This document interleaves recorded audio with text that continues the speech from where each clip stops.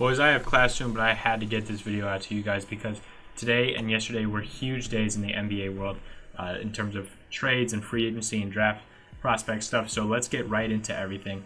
First, I want to remind you guys to hit the subscribe button if you want to see videos like this every single day, and I want to remind you to like the video if you enjoy my content. So I'm going to hop right into the trades. I have a ton to talk about with you guys. The first thing, though, is about 15 minutes ago, news broke that CP3, Chris Paul, was just traded to the Phoenix Suns for Ricky Rubio, Ty Jerome, Kelly Oubre Jr., Jalen McHugh, and a first-round pick of next year. Obviously, this is huge news. This affects the league in so many ways. This gives Devin Booker a running mate to be off the ball, on the ball, that he's really good in both ways. It gives them another star. DeAndre Ayton still there. Kelly Oubre in the bubble. He missed time, and they were better without him on paper, at least. And obviously, they went undefeated. So that is very interesting to me. I don't think this is the loss for the Thunder either. Ricky Rubio is still, even though he's on a 1-year deal, so after this year they don't have to deal with him. Yes, he's aged, but he is still one of the top facilitators in the game. And with so many young guys, it'd be nice to have a facilitator to help them a lot, especially with guys like Shea. So Ricky Rubio will come in and just be a welfare version of CP3. Ty Jerome, Jalen McHugh are very young. Obviously, the first-round pick is big. And Kelly Oubre is a decently young player. He's on a 2-year deal at this point, and he'll help them. He's around the same age as Steven Adams, so that should be interesting. And I also want to remind you guys to watch out for my Oklahoma City Thunder video. Oh, sorry about the hoodie there. A little uneven, but whatever. Oh, I just made it worse. It's a mirror camera. The CP3 trade really makes me want to do this Oklahoma City Thunder revamp, rebuild, whatever it is. So please watch out for that in the near future. I also want to talk about the fact we're going to stay on the Oklahoma City Thunder. I want to talk about the fact that Dennis Schroeder has been traded as of last night to the Lakers for Danny Green and the 29th pick in this year's draft. Pretty interesting to me. I was going through the comments on the post, and I was seeing that a lot of fans on both sides were angry, and I'm like, for what reason? If you're a Lakers fan, this is nothing but a win. They get that third ball handler that they've been looking for, like a true point guard. Dennis Schroeder gets buckets, and that's what they wanted going into this offseason, was to target a guy that gets buckets. They still have Kyle Kuzma, who's now will be their fourth leading scorer, and he can be used as another trade piece. Giving up the pick is a little bit valuable, but they also kept some money. So a very interesting deal for them. And I don't think it was a loss on the Thunder side either. I don't know why Thunder fans are tripping. Yeah, you got rid of Dennis Schroeder, who was really, really good last year, but you don't need Dennis Schroeder at this point. You need the pick. And Danny Green's on a 1-year deal now, so take the pick.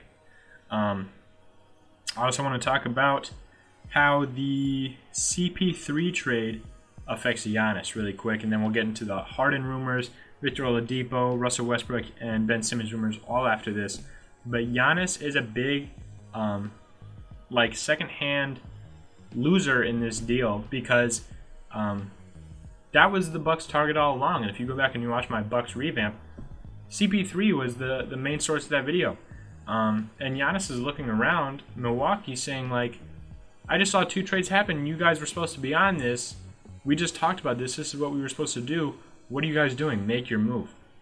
It seems very highly unlikely they can get Russell Westbrook or James Harden or Bradley Beal. I mean, it seems difficult at this point for the Bucks to go back to what they promised.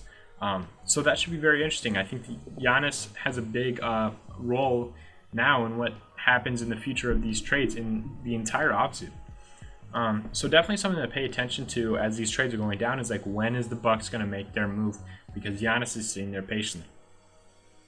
The biggest trade rumor of the night, the rumor, not anything confirmed, was James Harden. It's almost certain that he's going to be a Brooklyn Net now.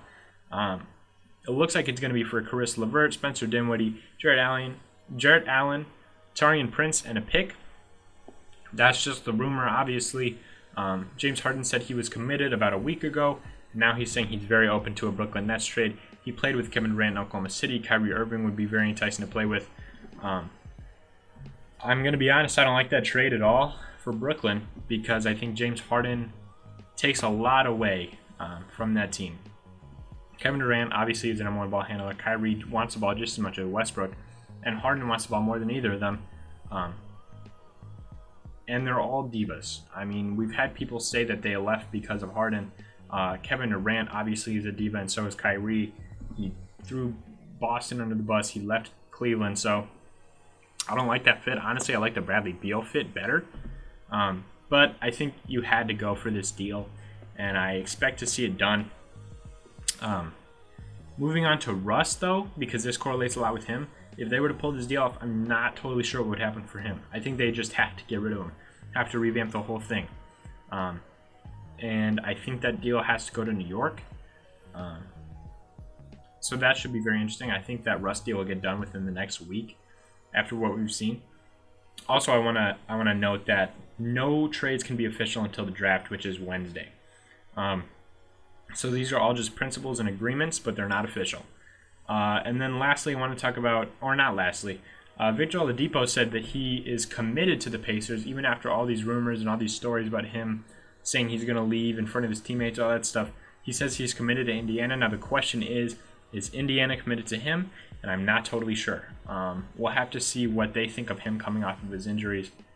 But he doesn't look like a shell of himself, really, so that's still that just made things way more confusing for me. It looked almost certain that Indiana was going to trade Victor Oladipo, and now Victor Oladipo says that he's there, and it's like, okay. And then lastly, it's Ben Simmons.